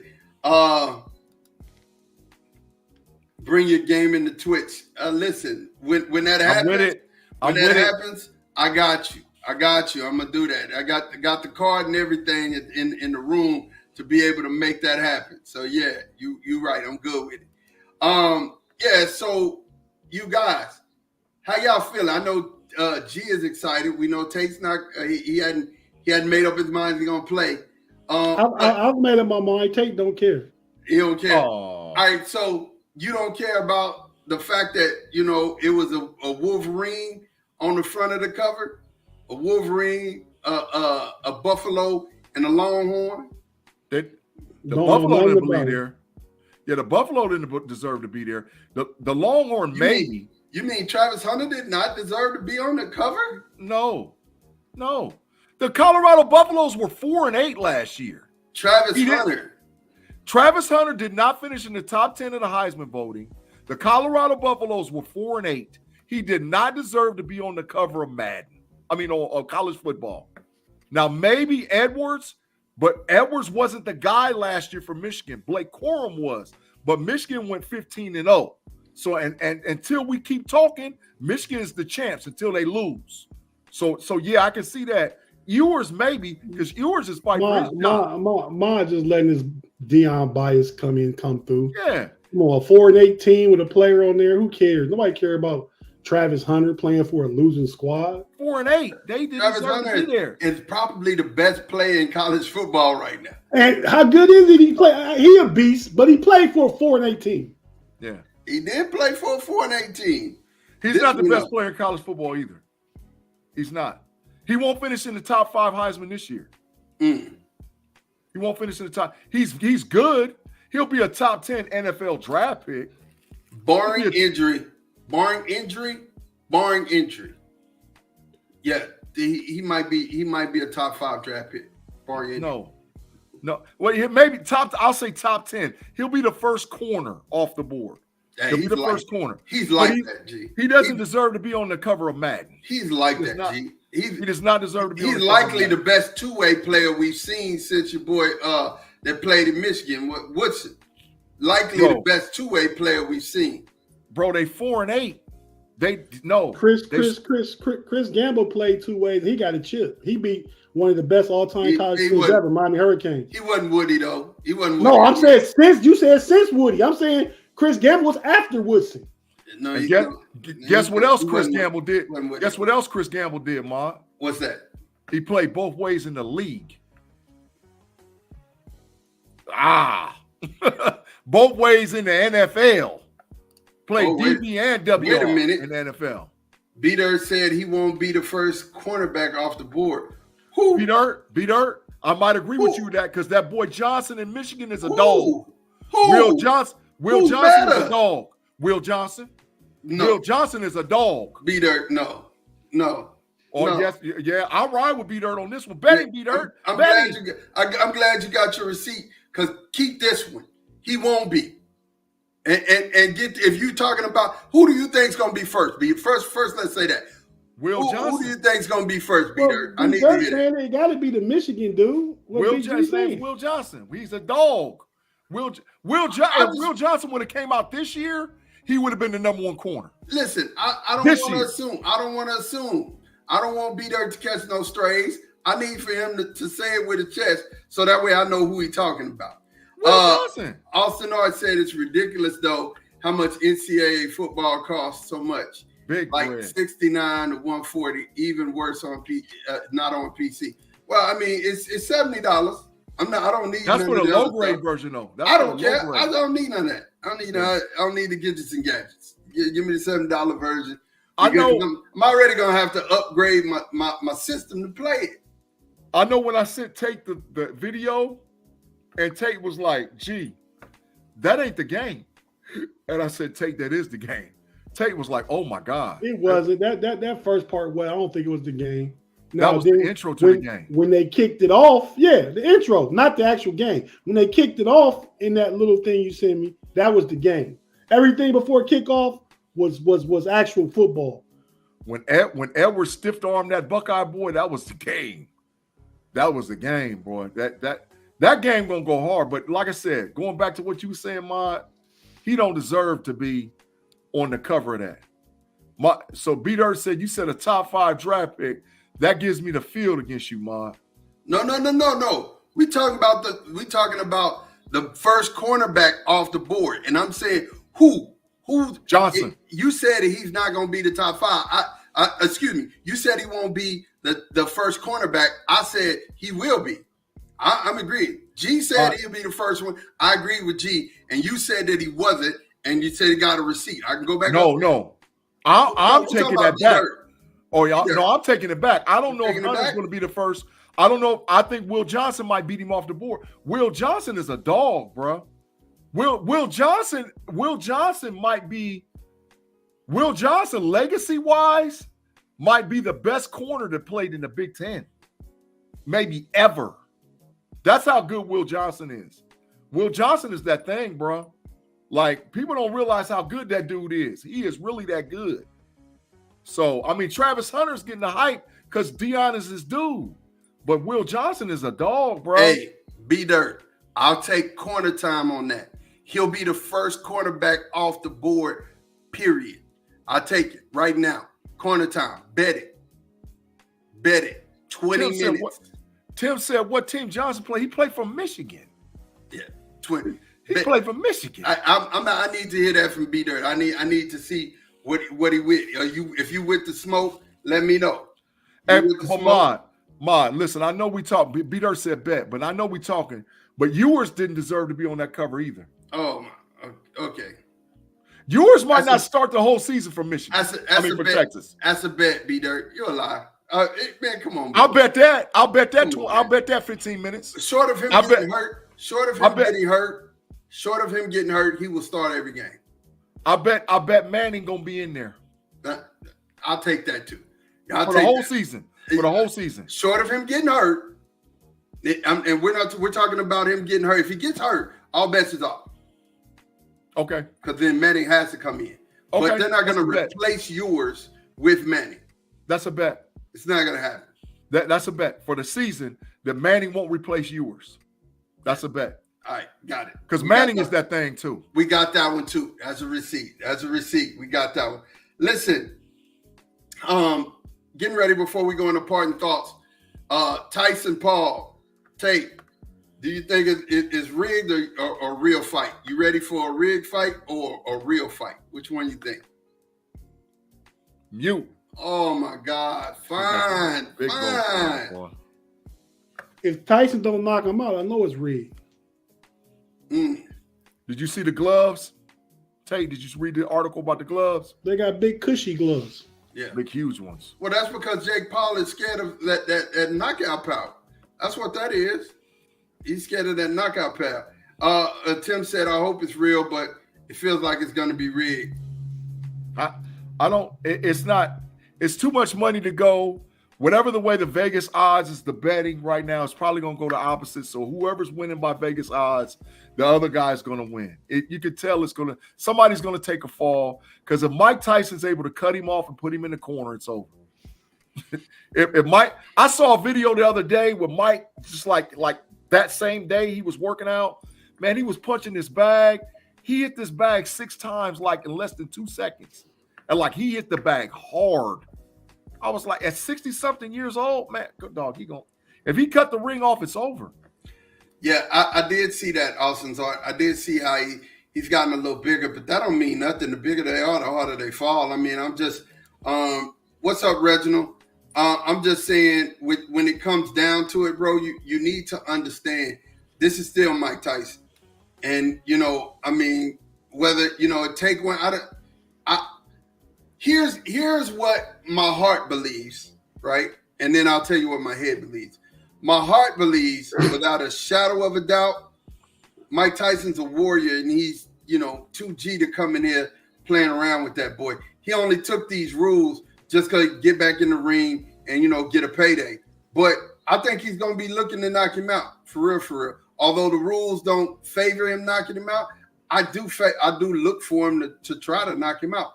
And it's not going to be hard because Mike Tyson is, Mike Tyson is Mike Tyson. It's not if this Jake Paul won a box. Why they gotta make up all these rules? Why is that not boxing rules? Yeah, facts. That's why I know it ain't real. They ain't using real boxing rules. You're right. It's a money take. That's all it is, man. Yeah. Y'all jokers gonna buy that thing on pay-per-view, and you're gonna be disappointed if you're rooting for Mike. Yeah.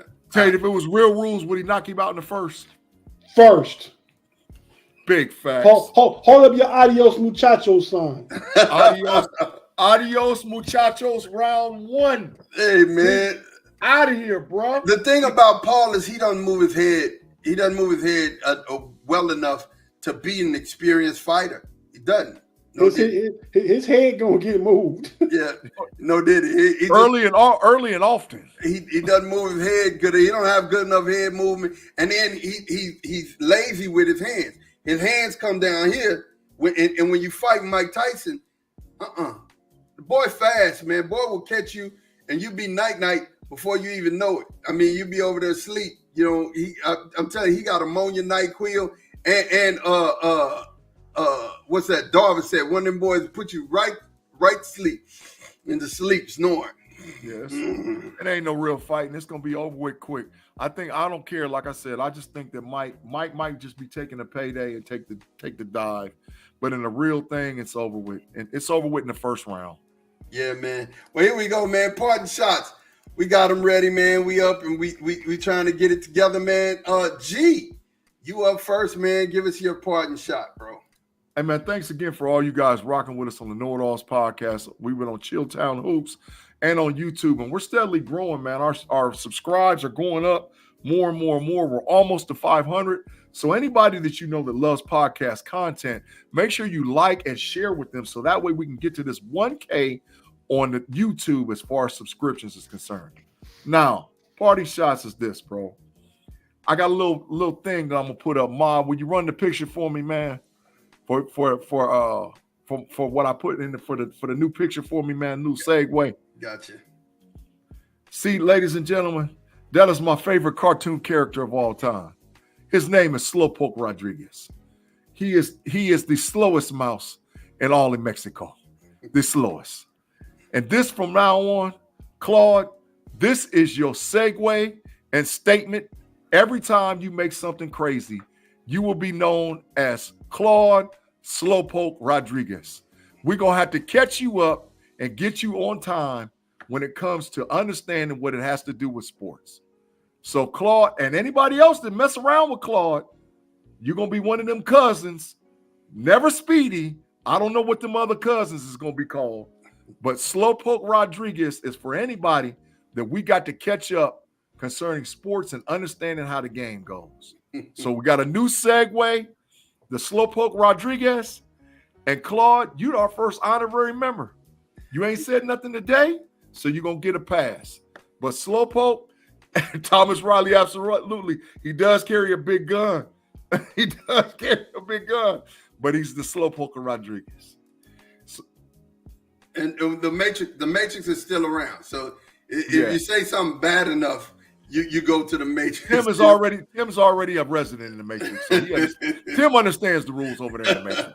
He gets it. But, he understands how to get in and out of it. But Claude, it's Mr. Slowpoke Rodriguez. Claude said, all that for me. I'm honored. We got you, Claude. We love you, man. We love you. All right, Tate, you up next, man. Man, I want to talk about real quick my Cleveland Cavaliers, man. They out the playoffs.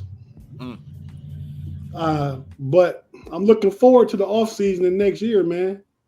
I mean, just like with the Knicks experience, the Cavs had a lot of injuries too.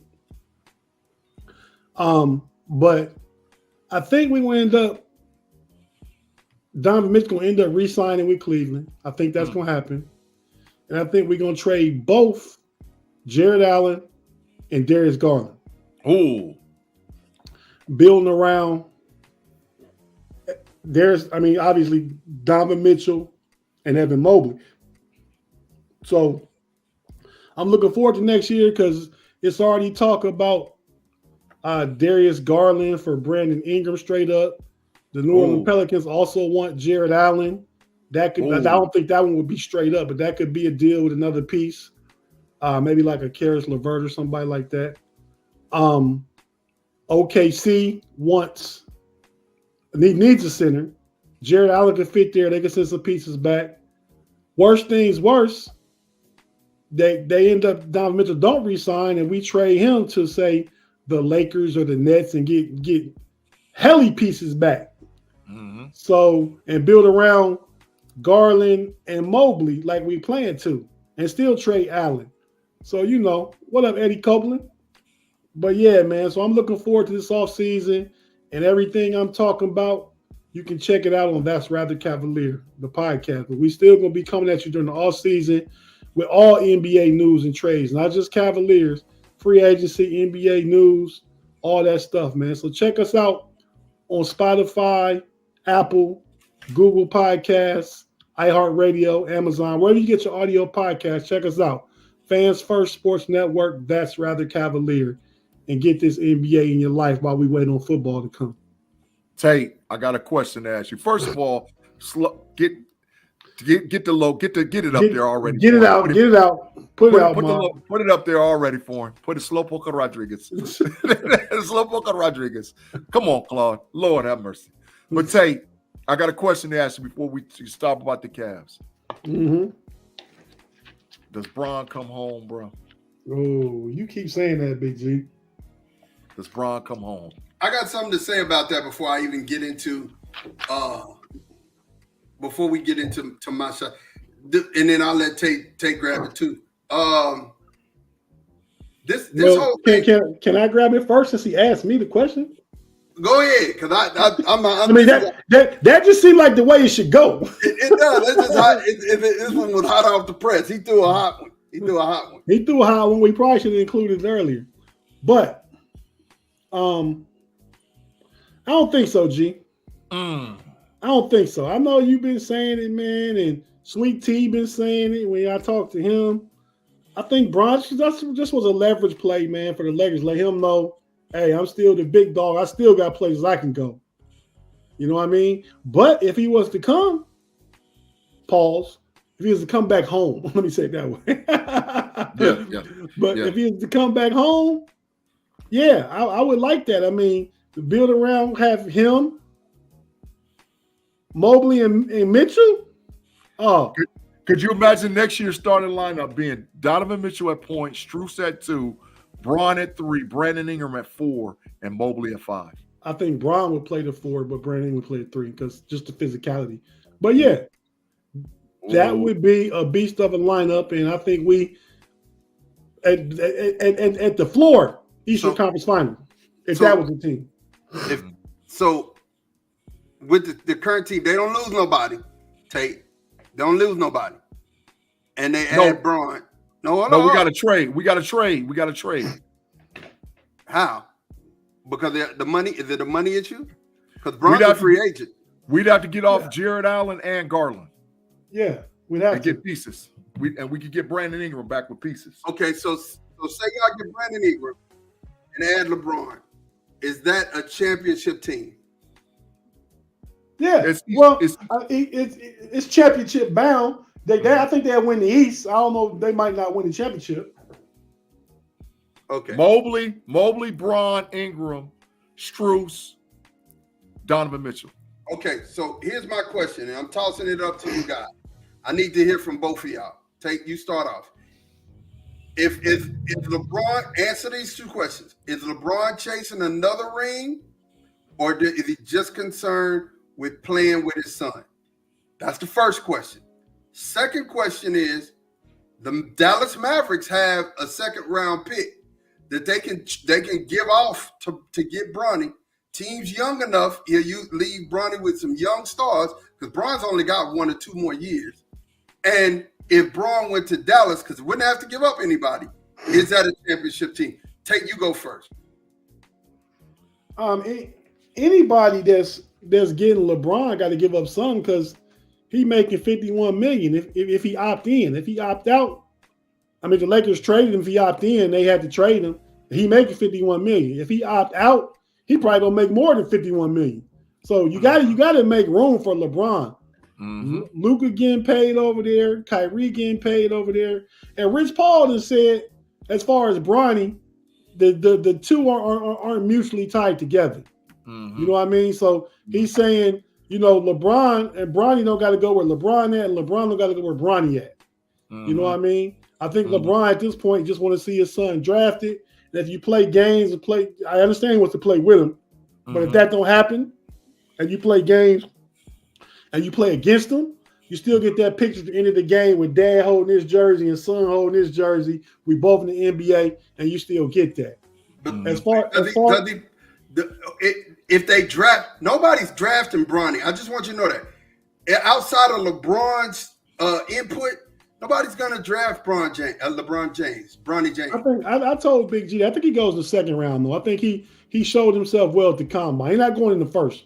I think he goes the second. As far as Cleveland, he'll be going back to Cleveland for both, for the chip and for the narrative. He went back home, put him over the top again, got another championship. Now he got 5. He went to every time he went to a different team, they won a chip. It just adds to that GOAT narrative that we all know that expectations and GOAT go together. He'd have lived up to it all. But would they win? Would he win? Is the chances of him winning a chip better in Dallas than it is in Cleveland? I don't think so. The West tougher. Okay. G, it's on you. And him and Luka both want to pound the ball. They high usage. But that would let Bron play off the ball a little bit if that's what he would do, but I don't know. And it would also, like I said, it would also leave Bronny with a younger team because the Mavs are still a very young team. So, G, give it to me. How do you feel about this? Do you think that it would be a good move for Bron to go to Dallas? Dallas has the draft pick to draft Bronny. They won't put him in the G League. He'll be able to dictate Bronny getting some court time and actually being there with him, and that's a chance for a title. Hey, Mom, real quick for G, give his take. You wishing, man. You love to see Bron in Dallas, but Bron ain't playing for nobody but the Lakers and the Cavs. I'll say this actual take was from Stephen A. Smith, and I didn't grab it, but Stephen A. Smith said it, and I said that actually makes sense. For the first time in life, Stephen A. Smith said something that made sense. Lakers or Cavs. That's it. Go ahead, Big G. Mm-hmm. So, LeBron James, first of all, let me say this. I disagree with both of you guys, and I think that Bronny James is going to go after pick 20, between pick 20 and pick 31 in the first round. And you have teams that have multiple picks. Some of them got early first round picks, come back late in the second. The New York Knicks picked 24 and 25 back to back. Utah's got a late pick down there. OKC's got a late pick down there. There's a lot of teams that's got 2 and 3. San Antonio Spurs got a late pick. If them teams drafted Bronny, Big G, like you suggesting, that's because they think they're going to get LeBron. But LeBron ain't following Bronny like that. Just told you what Rich Paul said. But if LeBron was to go, if the Knicks was to draft Bronny, I think LeBron would follow him to New York. I think that. But I think after 20, I think that's game for Bronny, in my opinion. Second of all, do I think that if LeBron could come to Cleveland in some kind of way, if Bronny failed in the second round and the Cavs picked him, would that happen? Absolutely. And do I think LeBron would win a championship in Cleveland with Donovan Mitchell, even if they made no trades and they didn't bring in Brandon Ingram? But with Donovan Mitchell and LeBron in Cleveland, with some of the other pieces, LeBron would win an NBA championship in Cleveland. Like there's no Milwaukee, maybe, but we got to see what Dame and actually Giannis look like. They would give Boston fits. So they still have to get rid of Allen and Garland. That's $59 million. Bron make 51. So I mean, it could work if they get rid of those guys and bring back cheaper players. Yeah, they flip it. They flip it some kind of way and bring back players and make that team, make that roster nice. My thing is that I like Bronny James for what he said, but and for how he's handled, and I love LeBron for being a family man. You know what I'm saying? I really love that. But here's the thing: Bronny James was listed as 6'4". He's 6'1", Correct. which means that he's a tweener. He's set between two people, a point guard and a shooting guard. Can't shoot good enough to be a shooting guard, and he doesn't have a strap as far as with the basketball enough to be a point guard. He doesn't. You can't run an offense through him. The comp was your boy Davion Mitchell. That's the comp. But he's a poor. They call him a poor man's. Say the whole thing. A poor man's Davion Mitchell. That was it. Right. So my point here is I don't believe that I think Bronny would be better served by going back to college one more year then coming back out. I think he'd be better served. But I think that his father's taking the opportunity to say, hey man, let's push the narrative. Let's let the James legacy go down, because this is yet another record that LeBron James, the LBJ, the King, would have. I can't take none of this away from him. He's done it excellent. He's done it to the point to where he got his son in the NBA. And get this, nepotism is nepotism. It happens everywhere. But I feel like this is only gonna work if there's a team that will take Bronny and say, hey, we're going to take him and he's going to play because you want him to play. That's the only way that's going to work. Other than that, Bronny he's not in the top 60 players in this year's draft. He's not. He's not in the top 60 in this year's draft. He's not. The point guard from Houston is better. Jamal Shead. Jamal Shead is better. And they're the same. Jamal Shead's a top 15 pick. No, he's not. He's a second round pick. Second round pick. Yeah, he's a beast in college. He's a second round pick. Yeah. But the thing is, though, Bronny got a whole bunch of upside. He still can hit a growth spurt. He still can work out with his dad a little play. Jamal Shead don't got that now. If you want to grab the 24-year-old Jamal Shead, but if you using a second round pick and gambling on upside, you're gonna take Bronny. Yeah. And everything else that come with it. Butts and seats. The hope that maybe his dad would come play with you. Yeah. You know what I mean? And somebody made a comment about, I think that was, it was B Dirt. He said, not a bad idea, Mod. He'd be wearing his Cowboys gear in Jerry's box. Absolutely. But my thing is, it's like I said, when I looked at Stephen A. Smith made a great point, and then I'm done with this. He made a great point. I feel it with my whole heart. Dallas can lose that second round pick. They can lose it and be like, hey, we're gonna take an L for Braun if Braun come over here. Everybody can lose a second round pick in the NBA. Right, but not everybody Braun win. If LeBron is title chasing, which playing with your son is another record, title chasing would be another record. If LeBron gets another title, that kind of solidifies who he is as far as his history in the NBA. He'd have another ring. LeBron has already solidified that. The question is, does one more ring for all them Jordan lovers out there push him over the top? Hey, that's the issue. Bryce is better than Bronny. He is, because he's bigger. One thing we talked about while we was talking about this, I gotta ask Molly the question. Is Bron the off the court family GOAT? Absolutely. I don't even know anybody who can compare. Number one. I don't know anybody. Man, the man does everything for his neighborhood, for disadvantaged kids that's from his neighborhood. He started a whole school. Number two, multiple schools. Yeah, number two, he's at his son's games. You don't hear no rumors about him in Savannah. I don't care what I mean, everybody can say whatever they want to say, but ain't nothing ever came out about LeBron James in Savannah. Nothing. He ain't gonna get caught up in the Diddy, is he? He ain't in the Diddy matrix. He ain't in the Diddy stuff. You know what I'm saying? He ain't now his association with Jigga might be different. You know what I'm saying? But again, when I'm saying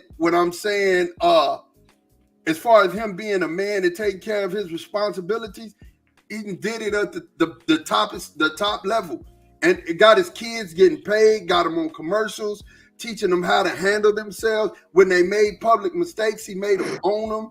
Man, he's a dad. I love that, man. That kind of stuff. And I ain't seen that nowhere in sports. He might be the greatest sports dad ever. Yeah. I mean, considering being a professional athlete, and then because you still got to start talking about the McCaffreys. You got to start talking about Marvin Harrison Sr. There's some great sports dads, but when you're talking about what do I know about McCaffrey as a dad? I know they got kids in the league. What do I know about him as a dad? No, nothing outside of he got kids in the league. Right. Yeah. The balls, the balls are crazy. Trash. Lamar balls. Crazy. Trash. He was there with his sons though, all of them, all the way through. He was there, but he was crazy. He hadn't done the type of stuff that LeBron and get it. LBJ. Marv Sr. done did some stuff with Marv Jr., bro. Yeah, no, but we're talking about the community. He just did it for his sons. Yeah. Braun put on for his city. And that you can't say nothing about that. Braun put on for his city. You know what I'm saying? And shout out to Savannah. She looking better and better with age, like a wine, like a fine wine. And that listen, he still loves his wife. So yeah, he's the number one off the field goal. Definitely, man. We're getting ready to get out of here, man. But I just want to tell you, man, anybody who feels like that, you're doing and you're doing everything for everybody.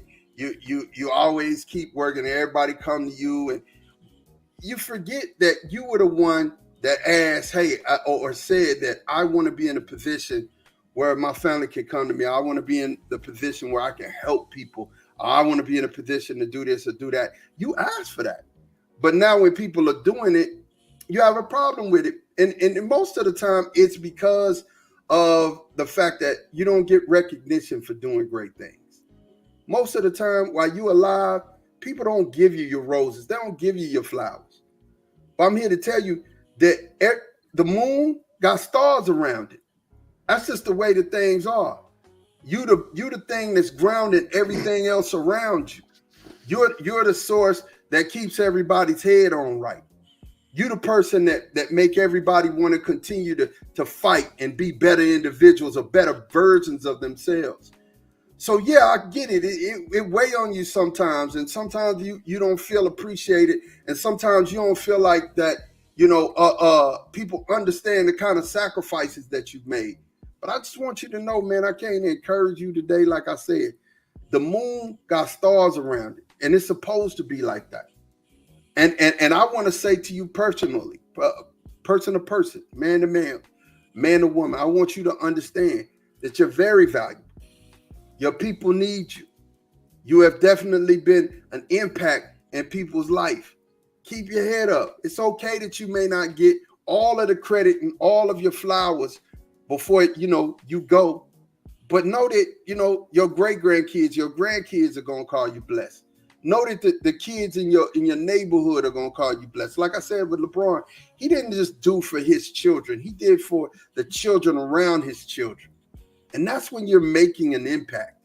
You don't want to just live on this earth and die, and nobody know you were here. So continue to keep doing the things that you're doing. Continue to keep being a great influence. Continue to keep pushing. Continue to keep doing for other people because they need you. Get this, it's a story that people tell all the time in the Bible about Joseph and his coat of many colors, right? And the thing about Joseph was he was sold into slavery, right? His brothers, first of all, beat him up, threw him in the pit, then sold him into slavery. That's just, sound like the way that my cousins did me when I was growing up. Them shady jokers. But they sold him into slavery, and then he got and was first in command into somebody's house. They lied on him. He ended up going to jail, and in jail, he used his gifts and talents to rise back up to the top. Now he's back up at the top, and here come the same folks that beat him up. Here come the same people who tripped out on him. And he had the opportunity to really go for bad on him. But what did he do? He did what was right. And by him doing what was right, a whole nation of people are still here. He could have wiped out a whole nation of people by being petty. but he wasn't. He took the opportunity to do what he was born to do. And you know yourself. You were born, you were put here to do what you do, to be a distribution center. You were put here to be a help to those that are in need. You were put here to be an encouragement for the people around you. You're like a moon, and you got stars around you. Appreciate those stars. You know what I'm saying? And just know those stars are hung in place or captured in place by your gravity. You hold them together. That's what makes you important. That's why I'm saying you're important. And it feel like I said, it may feel like stress, it may feel like strain. I get it. Been there, done that, got a t-shirt and some trophies. I'm telling you, I understand. But I'm asking you to hang in there because there are people around you who are being held in place by you just being who you're supposed to be, letting your light shine. You be in the moon. That's Mod's moments, man. You guys got anything else, man, we can talk about before we get out of here? Gonna get the big fine again on the show. Fine. One more time for the big fine. See, y'all be giving me fines all the time because I be trying to be mindful of the background noises and whether I, cough or do something that's, all that kind of stuff. So that's why I hit mute more than y'all do. But hey, can we make picks for the Minnesota-Denver game? It's a great tip off in about 7 minutes. Denver. Give me the Nuggets. As a matter of fact, Kenny and Charles and Shaq, Shaq ain't there. Vince Carter there, making the picks right now. Their picks. The Nuggets. The Nuggets. How's it play out, Big G? Ant-Man scores 30 plus. The Joker takes it home in the fourth quarter. Joker ends up with a triple-double, 35, 12, and 11, or 35, 12, and 10. And the Joker and them walk out of Denver as going on to the Western Conference Finals to pop Dallas in 5. Let me go next, Mike, because you can break the tie. Because I'm taking Minnesota. I got Minnesota in a row. I got them coming out just playing hard. And I don't think Ant gonna let him lose tonight, man. And he's gonna have that legacy game you talking about. This is the first building block. And we're gonna see probably two of the best players in the league, Luka and Ant-Man, go at it in the Western Conference Finals. So I got Ant scoring about 36 tonight with about 8 and 8. He gonna turn Jamal Murray water off again because it's a big game. He gonna turn that faucet off. That's Lamar from BMF.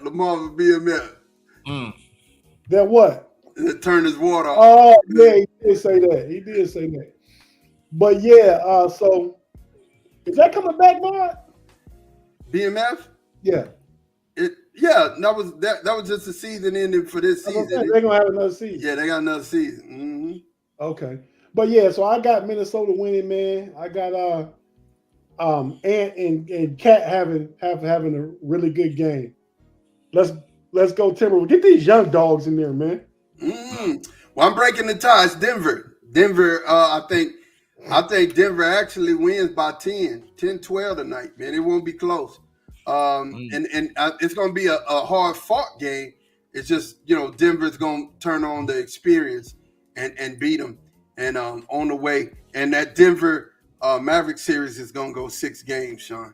I don't care what you say. It's going to – Denver Mavericks is going to be 6 games. They're not going to beat them. They're just going to run them over. That's not happening. Yeah. We'll see. Joker on a mission, bro.